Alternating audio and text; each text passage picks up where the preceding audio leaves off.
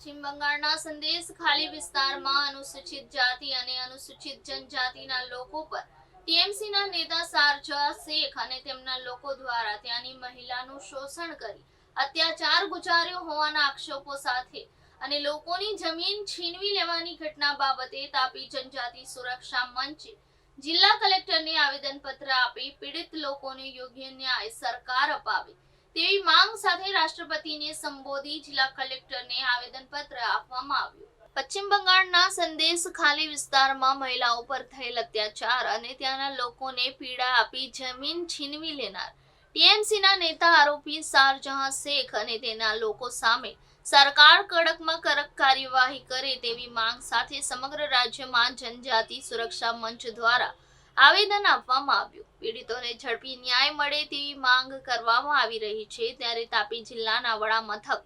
વ્યારા ખાતે આવેલ જિલ્લા કલેક્ટર કચેરી ખાતે તાપી જનજાતિ સુરક્ષા મંચના મહિલાઓએ ભેગા થઈ રાષ્ટ્રપતિને સંબોધી જિલ્લા કલેક્ટરને આવેદનપત્ર આપ્યું હતું, જેમાં માંગ કરી હતી કે સંદેશ ખાલી પીડિત લોકો પર અત્યાચાર કરનાર ટીએમસીના નેતા શારજા શેખ અને તેમના સાથી લોકોએ છીનવેલ પીડિત લોકોની જમીન પાછી આપવામાં આવે અને પીડિત મહિલાઓને યોગ્ય ન્યાય મળે તેવી માંગ કરી હતી।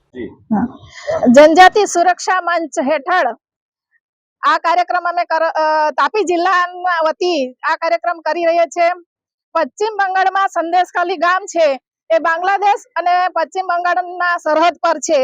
जे टापू छे। ए गाममां अनुसूचित जाति अने अनुसूचित जनजाति ना जे बहनो अने त्यां वस्ती छे एमने शेख शाहजहां जे एक टीएमसी ना कार्यकर्ता छे, जे ममता बेनर्जी एमना नेता छे અને ત્યાં પશ્ચિમ બંગાળમાં જે મુખ્યમંત્રી બહેન હોવા છતાં બહેનો પર આટલો બધો અત્યાચાર અને શારીરિક શોષણ જે થઈ રહ્યું છે એમને યોગ્ય પગલાં લેવામાં આવે, એમને યોગ્ય ન્યાય મળે એ હેતુથી અમે દરેક જિલ્લાએ કલેક્ટરને આવેદન પત્ર આપીને બહેનોને સાચો ન્યાય મળે એવી અમારી લાગણી વ્યક્ત કરીએ છીએ। ભારત માતા કી જય।